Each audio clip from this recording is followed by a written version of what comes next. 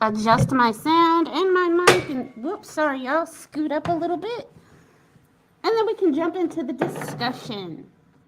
As always, remember, please share the live stream out so that everybody else can join in on the good times right along with all of us. All right. Hold on one second, folks. And we'll get started. Let's see. All right. So, hello, everybody. Welcome to the replay viewers as well. I appreciate everyone for being here and hanging out with me as we discuss this month's books, Libertie, like I said, by Kaitlyn Greenidge. So let's just jump on in. If please let me know if you're having trouble hearing me. I realize I'm talking through two masks, and sometimes that can present a little bit of an issue. So if you're having any problems hearing me, let me know. I can adjust my mic and scoot up and all that jazz. But I project pretty well, so most of the time that's not an issue. Okay, so Libertie by Kaitlyn Greenidge.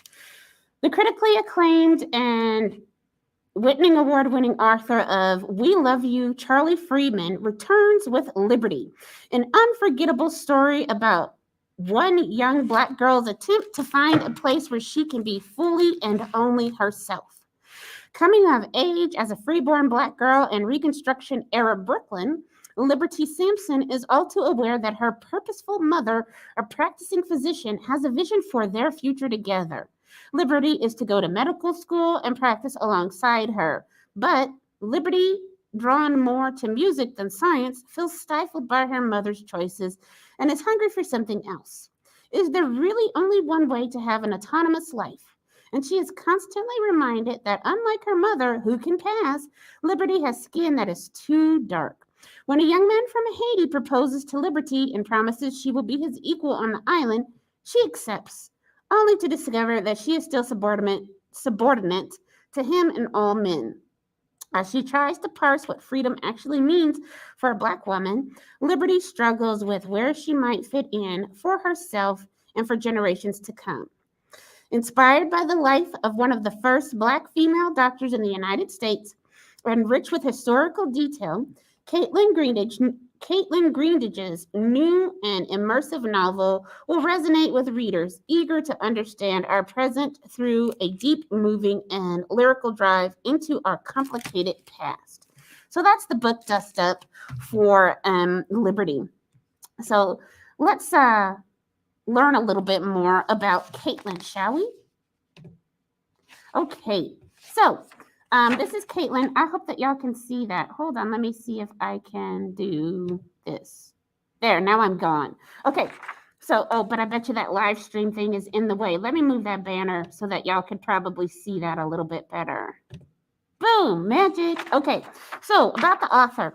Kaitlyn Greenidge's debut novel, We Love You, Charlie Freeman, which is from Algonquin Books, one of New York Times Critics' Top 10 Books of 2016. Her writing has appeared in Vogue, Glamour, The Wall Street Journal, Elle, BuzzFeed, Transition Magazine, Virginia Quarterly Review, The Believer, American Short Fiction, and other places.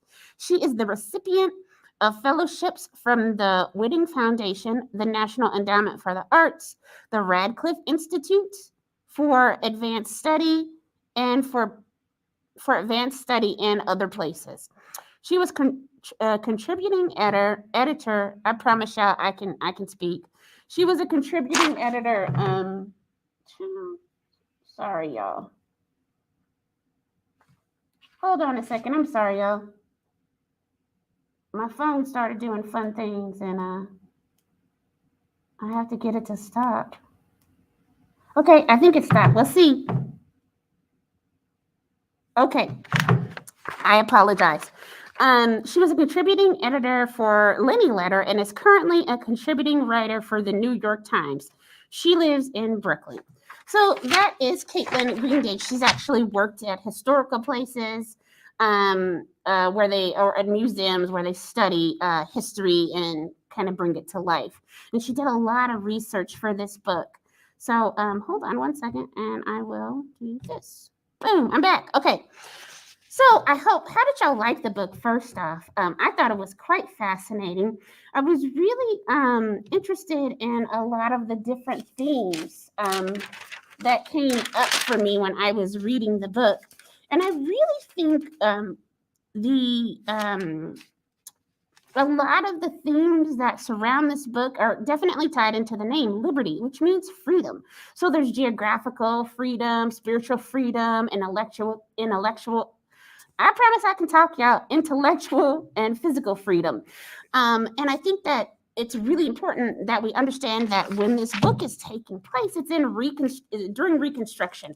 So right before the Civil War, during the Civil War, and right after. And the book follows a process of going through Liberty's childhood. So she's at home with her mother in Brooklyn, and it was called Kings County. Now we call it Brooklyn. So if you hear me going back and forth between the two, that's because I'm referring to it as Kings County and or Brooklyn.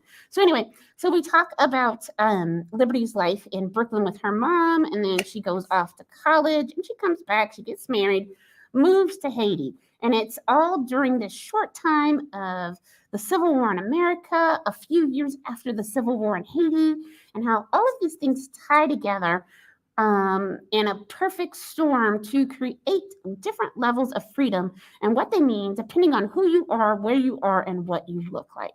So, as the book flap was saying, this book is based off the first Black woman doctor in Kings County, New York, and her name was Dr. Susan Smith McKinney Stewart. Her father, who was also a doctor, founded one of the free towns in New York called Wheatsville.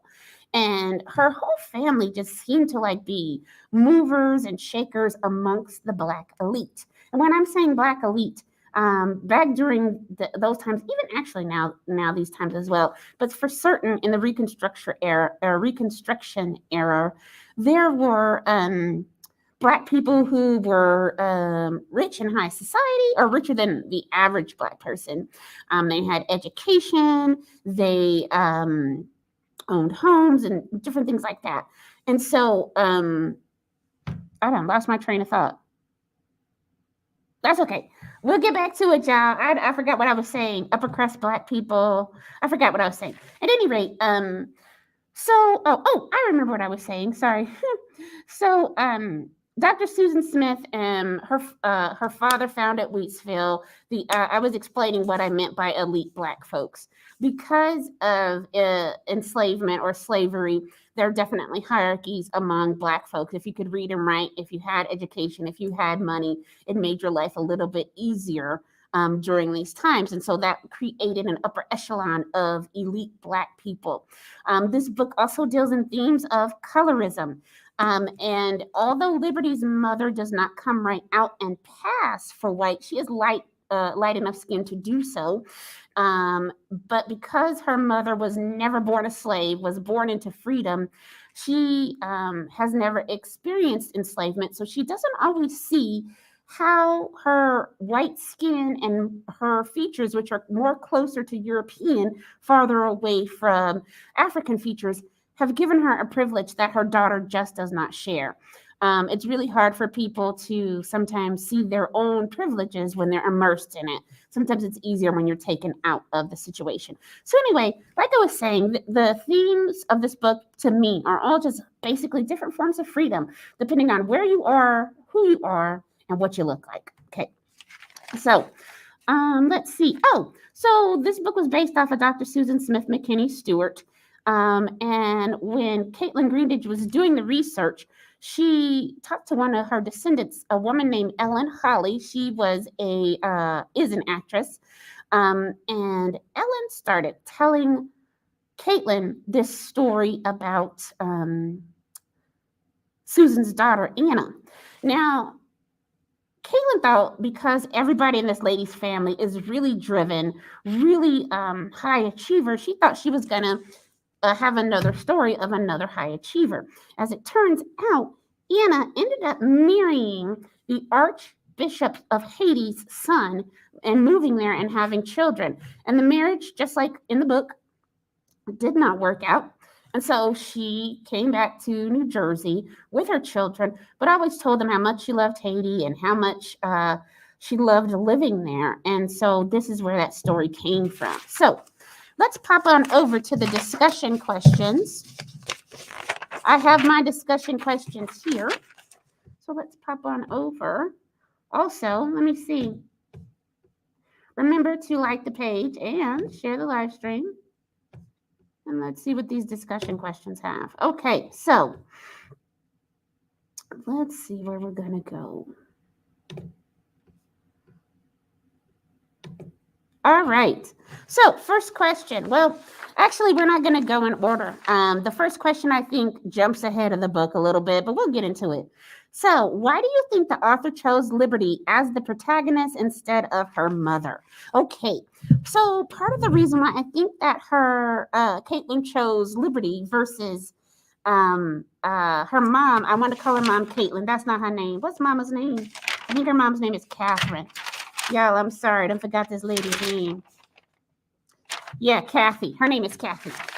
So I think part of the reason why she chose this story is because there are more intersections.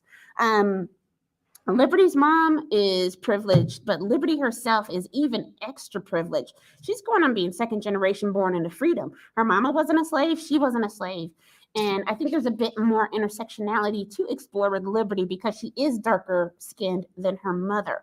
Also, Libertie's quest for freedom is not solely based on emancipation from enslavement, or not enslavement because they weren't slaves, but from the oppression of racism in America, but also a liberty from the very constricted and constructed life her mother has planned out for them together. And also freedom from the racism in America, as well as, so that's the geographical part. So there's so many moving parts, and I think a different I want to say more interesting, but I'll say it, more interesting story than if we had just went with the story of the mom, the first Black person to do this, the first Black person to do that. Those stories are important. I don't want to be sounding too flippant, but I think that this story is a bit more interesting because it allows for more nuance, where the mom story, in my opinion, would have not. So I think that's why she started off with she told the story from the daughter's perspective versus the mom's perspective. So, okay. So, let's see. The book chronicles 3 distinct stages of Libertie's life: childhood with her mother, Kathy, in New York, college in Ohio, and marriage to Emmanuel in Haiti. Which section resonated the most with you and why? Which section resonated the least and why? Well, I really liked the dynamics with her mother and the people in the free town where they lived. It's not that I didn't like the college experience. I did. But I liked that a lot because it was exploring so many different avenues, so many different ways that people were trying to be free when they had to band together to raise money for the hospital because the white hospital didn't take Black people, when they all had to band together after the race riot as well and help each other, and also just how they banded together to help enslaved people escape captivity and the work camps in the South. So I'm going to say I really like the first part of the book a lot. But then also the part, the end part was the great because I think she finally found herself. But I resonated with that part a lot more, probably because I really enjoyed that particular moment in history quite a bit. Although the Haitian Revolution is nothing to sneeze at. So there's that. All right, so let's see.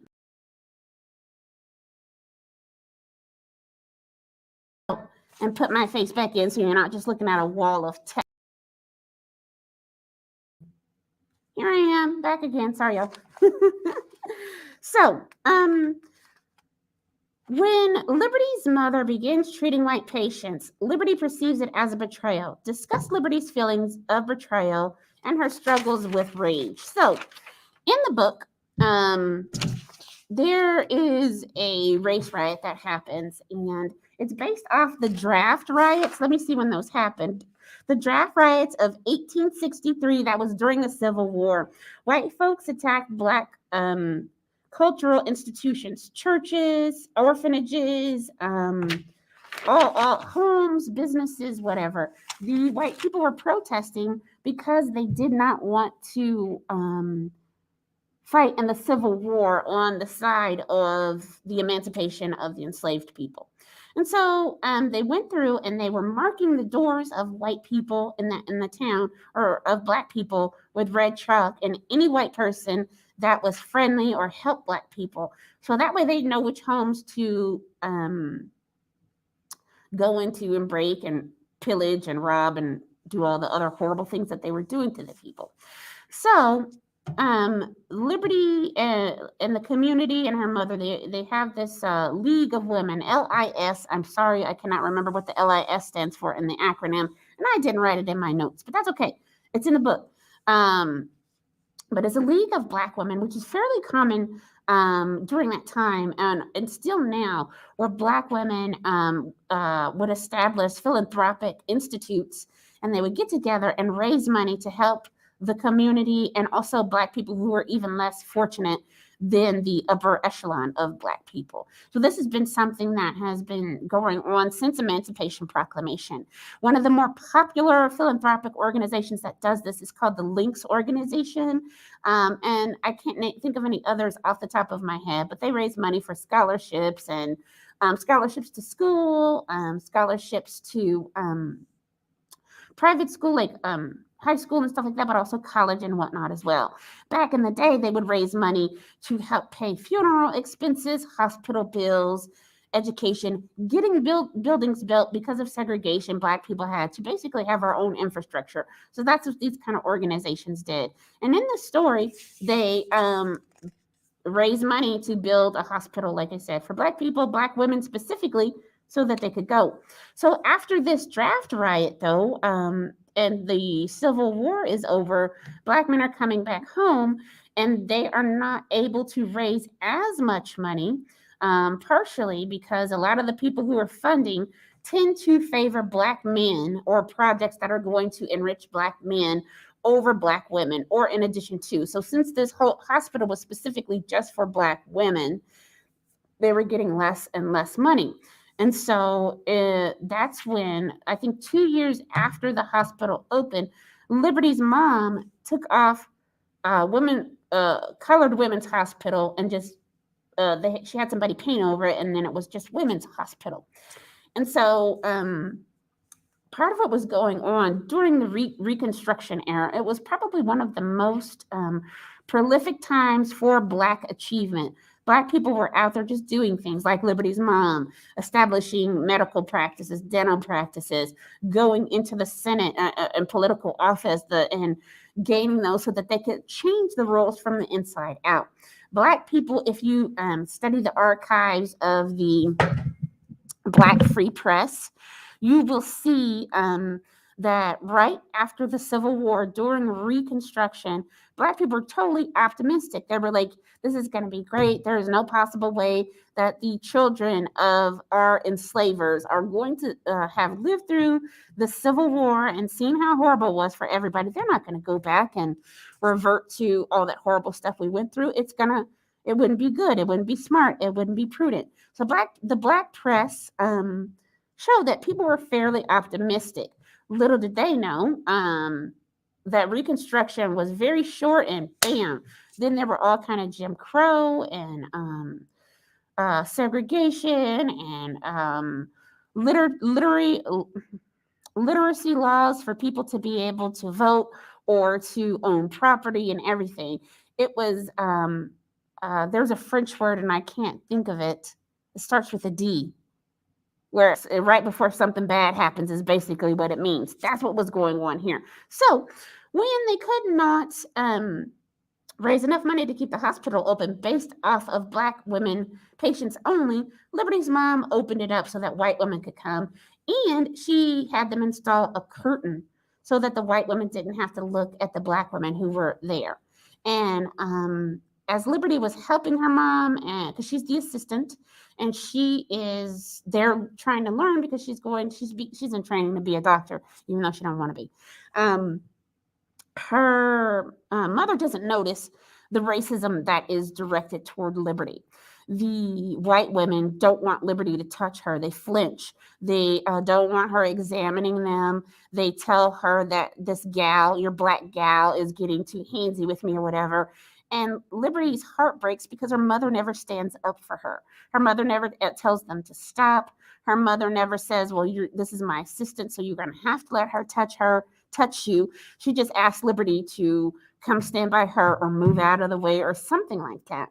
And so Liberty her heart is just broken because she's like, Mom, you don't see how they're treating me. It's not right. It's not fair. And why are they here anyway? These are the very same women who were trying to kill us. They're the ones who started the riot. And the Black women on the other side of that curtain were some of the people who got hurt in that riot from these women. And this very building that they're in came from Black people, sweat and tears. We're the ones who paid for this, but now it's segregated and they get to call the shots. So that was a big issue between Liberty and her mom. And it also caused a lot of problems in the community as well, because Liberty and her mom had to still live in that community.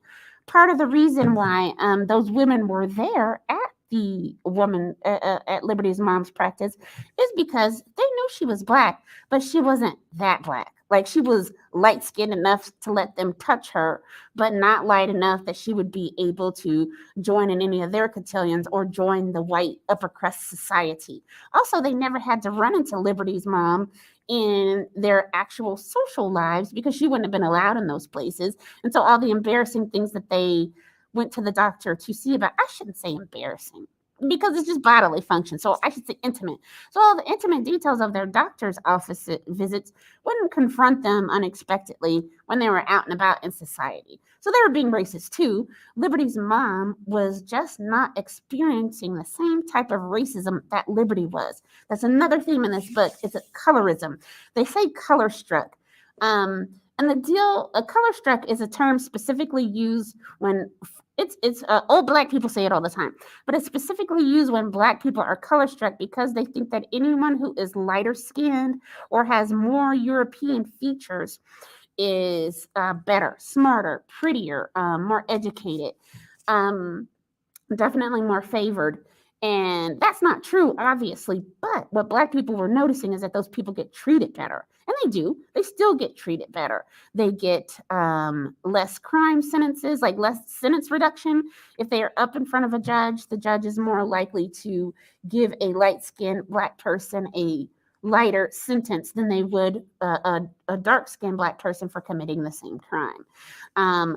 White people tend to be more comfortable around lighter skinned people as well, based off of scientific and anthropological studies that people have done that has shown and tested the reactions of white people toward light skinned and dark skinned Black people. So I'm saying all that because I don't want y'all to think that I'm just talking off the side of my head. There have actually been scientific studies done that prove that this is a thing. So anyway, all right, let's move on to the next question. Hold on 1 second. So that's why Liberty gets mad, because she doesn't think her mom's standing up for her. And Liberty's mom doesn't understand that Liberty's facing a whole different kind of racism and prejudice than her. So it's one more straw that broke the camel's back in their relationship. All right. So, I just answered this question. There's a theme of passing and colorism throughout the novel. Liberty is dark, while her mother could pass for white. Discuss the biases and microaggression Liberty faces because of her color, and how her experiences differed from her mother's. I don't like the way that question is phrased. Liberty faced microaggressions because of people's colorism. because of their prejudice. It wasn't because of her skin. It was that puts the onus on Liberty's skin. Her skin is perfectly fine. The problem was with those people's attitudes. So anyway, I know that seems like a minor quibble, but oh, here I go again forgetting to remove this from the stream. I know that seems like a minor quibble, but words mean things. And the order in which you use them can change those meanings. So it wasn't that people were treating Liberty bad because her skin was so dark. That puts the onus on Liberty and her skin, and Liberty didn't do anything but get born. She was being treated badly because of those people's biases and prejudice against dark skin. You see where the onus is put where it belongs in the person with the issue, which isn't Liberty. Okay, but anyway, so when I'm reading stuff like this, I often have to rephrase things because I'm like, that's not Liberty's problem, that's those people's problem. Anyway, Liberty keeps a book with letters she writes to the lady in the liver. Why did she keep it? What did she hope would become of it? Liberty, in her own fashion of things, has started her own religious practice with a female deity at the head of it. And she calls her the Lady in the River or the Lady in the Water. I'm thinking of Shalot. I keep saying that. Hold on a second. Yeah, the Lady in the River. Also, though, too, especially when she, this is before she gets to Haiti, but she's started writing these letters to the Lady in the River, the one who took Ben Daisy, and starts basically their prayers and poetry and things. It's kind of like an offering that she's praying to this river goddess. It doesn't surprise me that Liberty seeks out river goddesses or goddesses to pray to and worship. She comes from a female-headed household. That's all she's ever known. So when you're a little child, mother basically is the word for God for you. And in the beginning of the book, too, Liberty thought her mom brought a man back from death. So she kind of thinks her mom's God anyway. So it doesn't surprise me that she would end up worshiping a river deity or anything like that, especially when she gets to Haiti and she starts talking and worshiping Urzuli, which is their river deity or goddess. That's another thing I want to talk about as far as themes. So a lot of times people, because of the history of our country and whatnot, don't realize how important the Haitian Revolution was to Black Americans, because the Haitian Revolution happened before Black Americans received the fought for our freedom.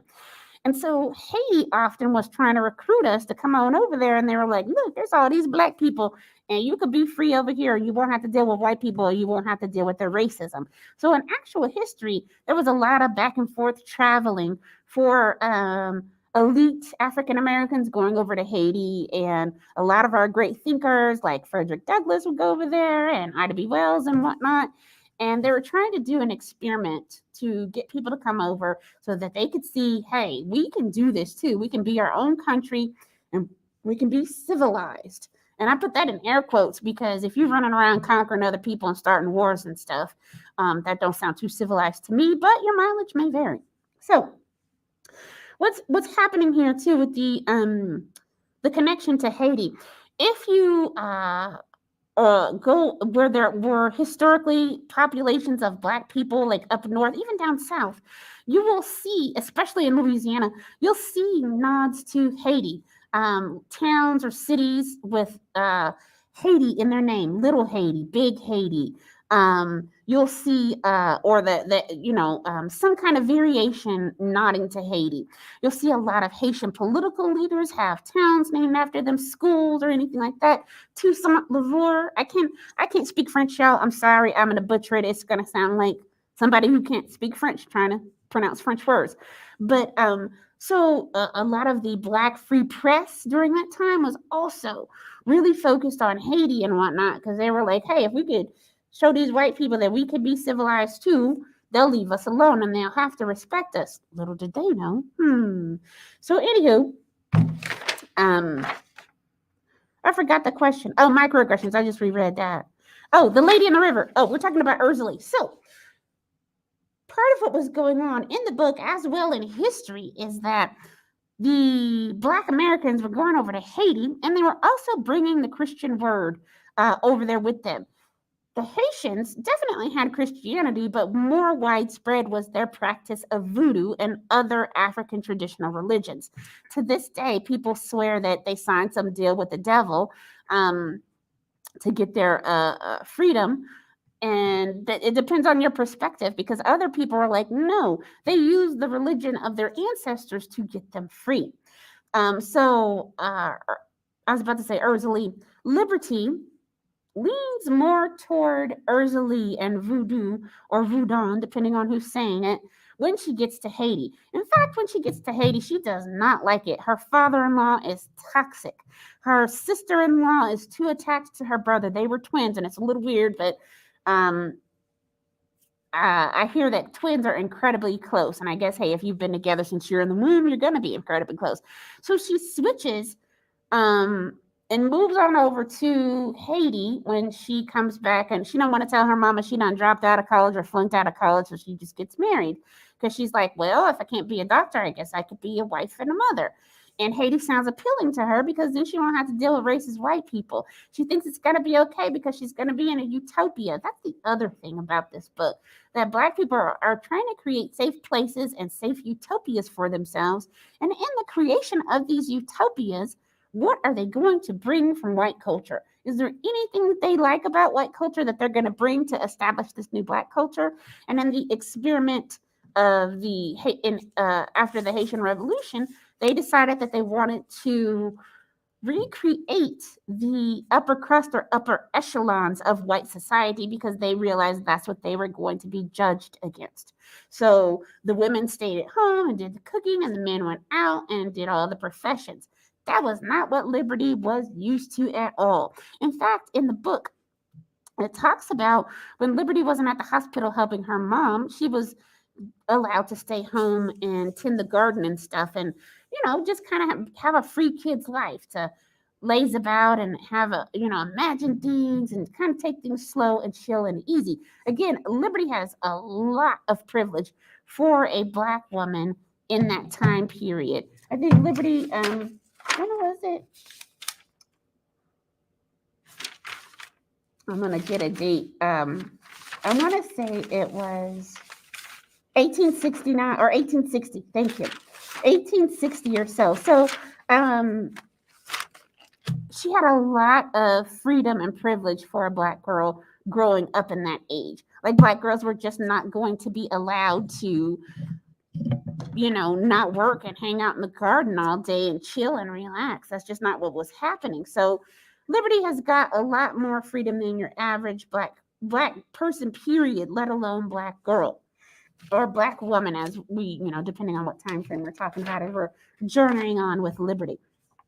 All right, let's see. Oh, this is one of my favorite ones. I think this is probably why I did like the part of the book in the beginning, or up to, the beginning half of the book, when she was still in Wheatsville, in that established free town. Okay, their bodies are here. Oh, their bodies are here with us in emancipation, but their minds are not free. Discuss how this quote applies to Mr. Ben Daisy. So that's a common phenomenon that we're talking about. Black people who were enslaved, and how when they did get their emancipation, people weren't always sure how to care for them. Ben Daisy was suffering from post-traumatic stress syndrome. There's actually a really good book called Post-Traumatic Slave Syndrome. That's neither here nor there. I just remember the title of the book. But anyway, they're not sure what to do with this because they didn't have a word for post-traumatic stress syndrome. But that's what was going through Ben Daisy's mind. In the book, you'll remember that he was constantly fixated on Daisy, a woman who he fell in love with, who was also enslaved, but she ran away with somebody else and ended up getting ripped apart by the slave catcher dogs. But he's constantly thinking she's going to come back. And he is traumatized from the ordeal. He had to come from the South to Philly, and then from Philly to Brooklyn in a coffin. So they, give them medicine and stuff to make them look dead and keep them asleep for several hours. But he had to be in a coffin, nailed, because they were trying to escape. Remember, this is before the Civil War. when Mr. Daisy, Ben Daisy, is there. So not only him, but just the trauma and the horrors of enslavement was sometimes things that people could not escape. Their bodies were out of enslavement, but not their minds. Their minds were still trapped there. And it was just a really Ben's story is very tragic and sad. But as you can see, he wasn't the only person in the back of Culver's, that pharmacy where they would drink and whatnot, trying to numb the pain of their memories. So that part was really it wasn't it was very sad, but it was also very true. There was just no kind of help or mental health relief for enslaved people back then, or emancipated people either, because they didn't even have the word for what they were looking at. They just didn't. They didn't know. All right, let's see this next question. Oh, look, it automatically went. Look at that. Technology. So here it is. How do faith, religion, and ritual play into this story? So again, with the faith part, hold on a second, y'all.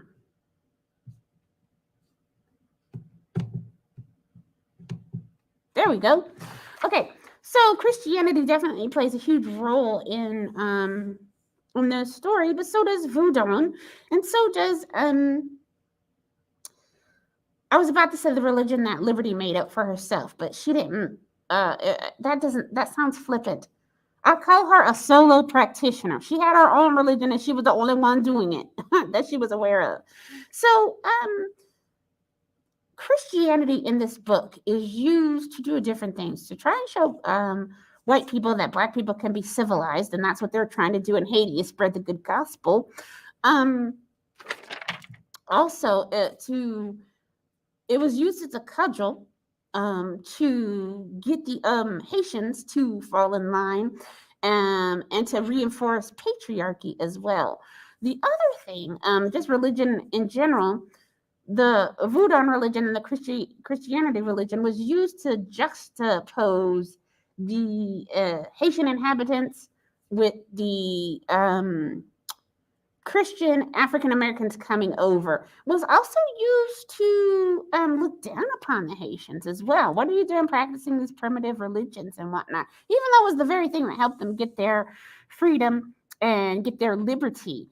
So there was a lot of stuff going on. Ritual also plays into the story, how Libertie would ritually write poems to the Lady in the Water, or letters, and pray to her to burn people up if they hurt her and things like that. So I think that not only faith and religion were used to advance people, but it was also used to reinforce hierarchy socially as well as gender hierarchy. But if we're not talking about specific religions and rituals, it was also used to liberate. It was also used to comfort. It really just depends, again, like a lot of the themes in this book, who you are, what you look like, and how you are practicing, or what you're practicing. So I thought that was really fascinating. Let's see. Let's go to another question. I'm trying to keep us on task.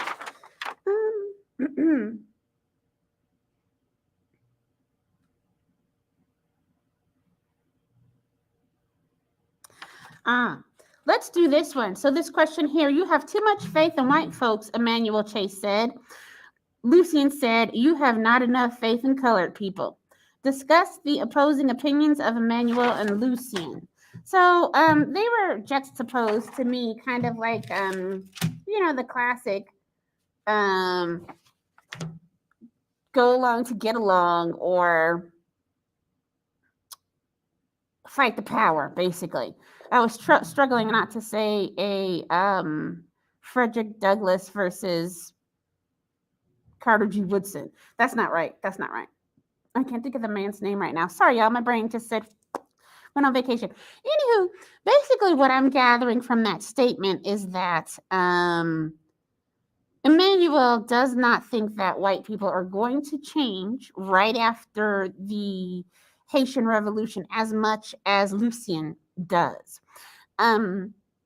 when the Haitians received their or fought for their emancipation and freedom and got it, the European papers on the continent were really supportive and had positive outlooks because they were looking at them and they're like, yeah, that's kind of just like America's revolution. These people wanted to be free and they did it. That's great.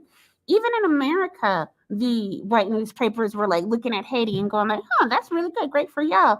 What's his name called? Toussaint, one of the bravest men in North America. I want to say it was Alexander Hamilton, but I think that's just because I be watching those Lin Emanuel plays. Let me see. I wrote it on here. Hold on a second.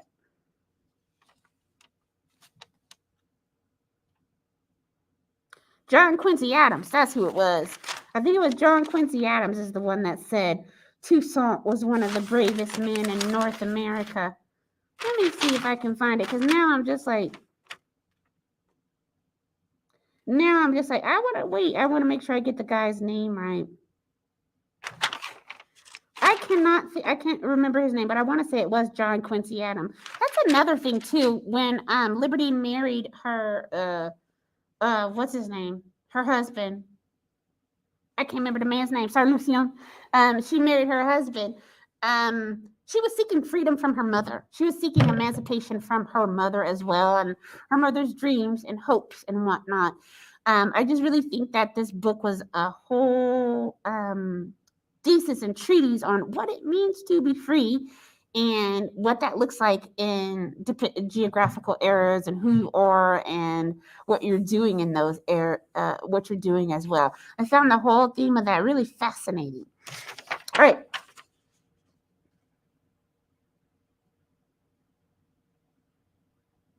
Next question. Oof, let me see.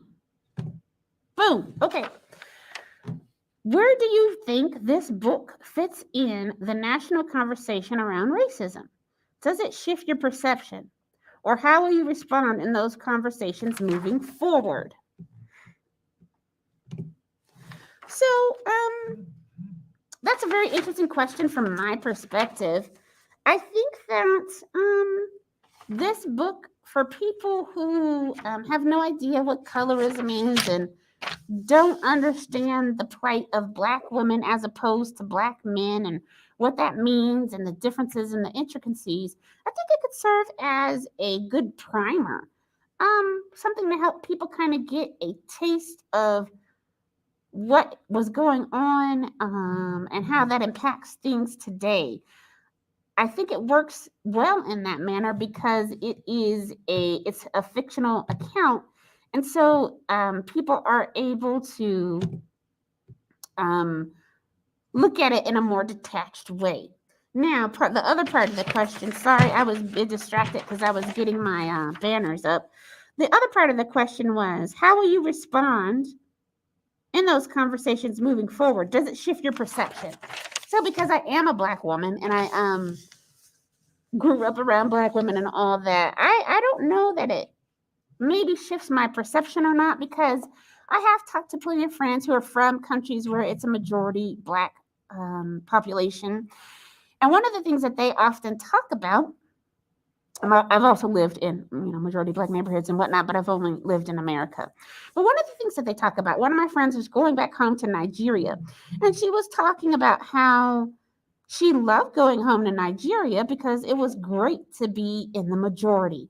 When you're driving down the streets, all the billboards are Black people. Everybody in the magazines is Black people. When you go into the department store and you're looking for your shade of makeup, it's mostly Black makeup. Do you know how hard that is for Black people? I know some of y'all don't know, but I can't just go into any old store and be guaranteed that they're going to have my makeup in my shade, especially if I've been out in the sun and I've gotten darker than what I am in the winter. That's just not something that happens here. We have to check, we have to double check or order online.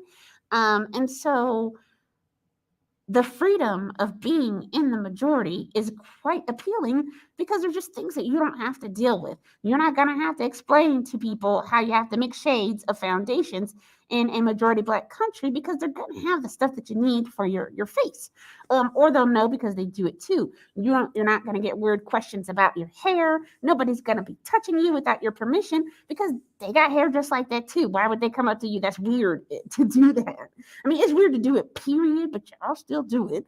But just the freedom from, I think that's what the issue, what I'm trying to say or get at, is there is a freedom from all the crap that comes with living in a environment where your culture and your people aren't the dominant ones. The issue that Libertie was having is, yes, this is a majority black country, but now I have this crushing misogyny to not only deal with, but live with. Remember, Libertie did not, she didn't have her father was dead before she was born, and so was her grandfather. So her household was a female-headed household. Her mama was running things. That's what she was used to. Libertie did go to church, but then she ended up praying to the lady in the river in Ursley. So she has the freedom from racism, but now she does not have the freedom to live away from misogyny because the men in Haiti are pushing patriarchy pretty hard, and she does not like it, and she feels trapped, and so she has to figure out what she's going to do about that. Now, the other part of the question is, how will you respond in those conversations moving forward? So to be quite honest with y'all, I don't usually talk about race relations or anything dealing with racism with people who have not already done some homework and legwork. And the reason why is because a lot of times people expect Black people to be experts in diversity, DEI training, diversity.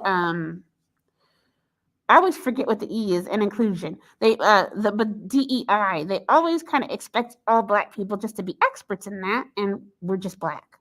I happen to know a lot about it because I studied anthropology at Texas A&M, and I really like people and culture. But I also learned a lot about it because things were happening to me, and I knew something was not, I knew it wasn't right, and I saw a pattern, but I didn't know what the pattern meant. So I spent a lot of time learning, and I'm like, oh. And so part of the reason why I just don't have these conversations with people because I don't know where they're at. I don't know if they're at the beginning level of talking about race and racism, or if they're at an intermediate level. I'm an expert. I've done the studies and all that. I just said I wasn't an expert. I'm an expert. I'm at a different level. So having conversations with people like that is very hard because they might have a lot of catching up to do, and I don't have the time to do that. So I just don't. Also, though, in this day and age, there are so many free things online. There are people who are paid and who are actual experts in these kind of conversations that you could actually go to and get a better understanding and a more wide and broad understanding. They've actually been trained, whereas I'm just trying to survive. And so also, it's just not good for my mental health. The person on the other end who knows less than me and has experienced less than me is the one who walks away with all the benefit. That's a lot of emotional labor to expect of one person, especially it is an imbalance in the relationship as well. And I am not a teacher, so I don't teach. I will point you toward Google because it's just for my mental health. But, like your mileage may vary. There might be Black people, or there might be, I know there are other Black people who enjoy engaging in those conversations, but I don't. I'm not a teacher, and if somebody wants me to, then I will expect to be paid a hefty amount, and most people don't want to pay that, so that's why I don't do it. Okay, let's see.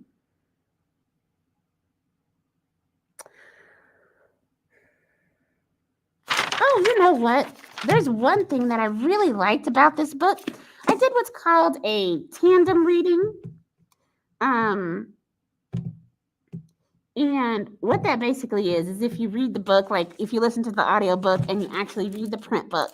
And so I did that because I enjoy the narrator, but also there is the letter writing back and forth in this book is really cool. And there is something called ecclesiastical writing. I think that's what it's called. when you're writing in religious tones or in a specific, I'm looking for an example in the book to show y'all because it's just really pretty. And it's like if people are singing church hymns or whatever, the way the writing is, you can kind of go along with it because it moves in the rhythm that the song or the writing goes. I found one, but it's just how the kids sing Ben Daisy. So anyway, this is kind of I don't know if y'all are even going to be able to see that. But you see how the writing kind of dances on the page like that? I found that really fascinating in the print copy. Um, and then just also the letter in the background.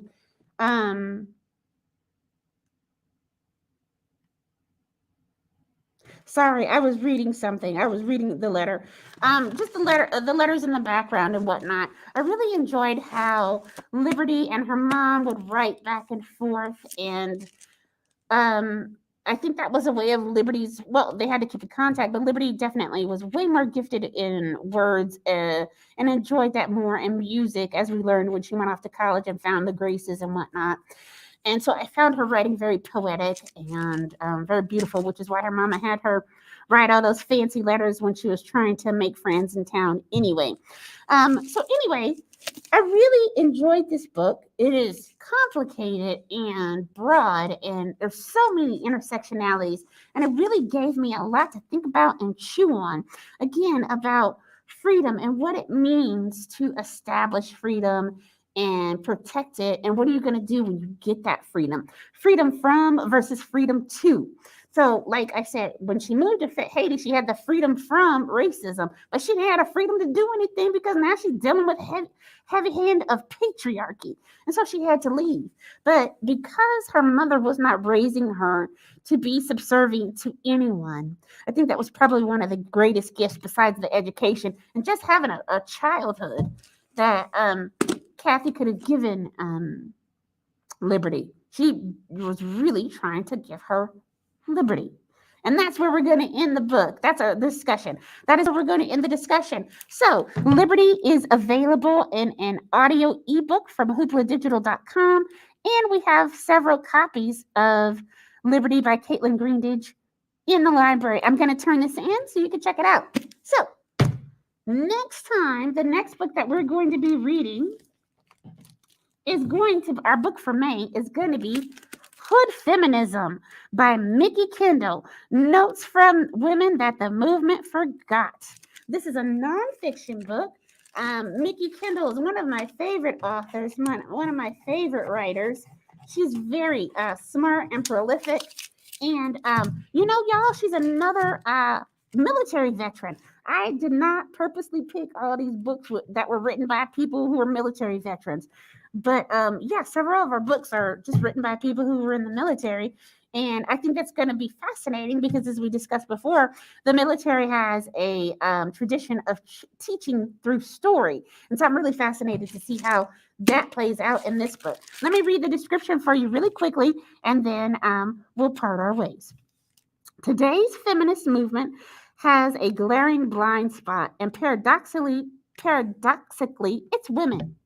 Mainstream feminists rarely discuss meeting basic needs as a feminist issue, argues Mickey Kendall, but food security, access to quality education, safe neighborhoods, a living wage, and medical care are all feminist issues. All too often, the focus is not on basic survival for the many. Instead, it is on increasing privilege for the few. Prominent white feminists broadly suffer from their own myopia with regard to how things like race, class, sexual orientation, and ability to intersect with gender. How can we stand in solidarity as a movement, Kendall asked, when there is the distinct likelihood that some women are oppressing others? In this potent and electrifying critique of today's feminist movement, Mickey Kendall draws on her own experiences with hunger, violence, and hypersexualization, along with incisive commentary on politics, pop culture, the stigma of mental health, and more. Hood feminism is a ferocious clarion call to all would-be feminists to live out the true mandate of the movement in thought and in deed. So, This book is available in print copy as well as audiobook format. If you join the join the newsletter that's doing a little ticker tape dance across the bottom of your screen, you will be able to get the insights, get some author backgrounds and questions when I send out that newsletter. I hope to see y'all there. Let me I'm going to hold on a second. Put this in the chat. I forgot to do that.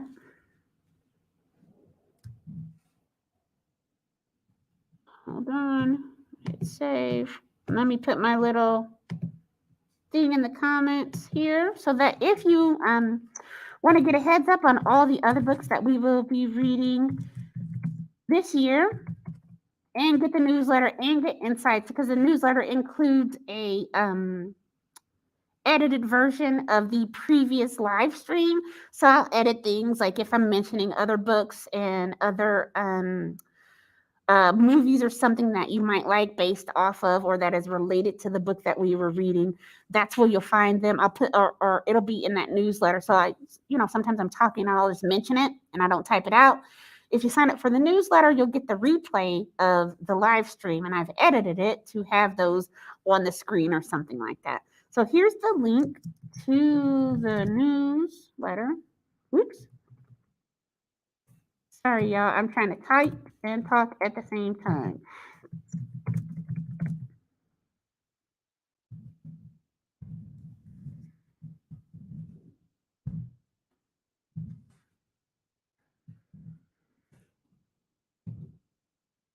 I usually do that at the beginning of the talk, but I totally forgot to do that today.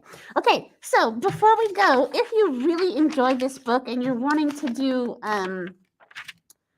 you're wanting recommendations based off some of the themes that we covered in this book. I've looked up some books that I know that we have in print, and some of them are online. We'll just go through a few.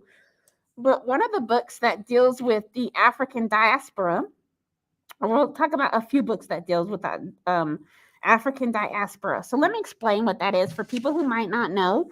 The African diaspora is the dispersal and resettlement of Africans to other nations, like a settlement of Libertie's family in New York and Emmanuel's family in Haiti.